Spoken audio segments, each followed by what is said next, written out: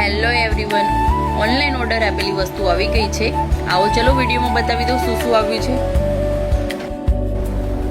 ચોમાસા માટે રેનકોટ આવી ગયા છે. વોશિંગ મશીનના કવર આવી ગયા છે.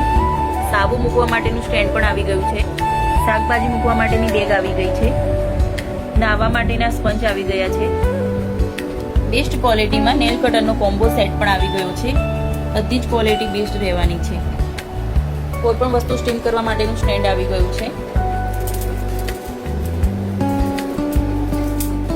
બહુ જ મસ્ત છે.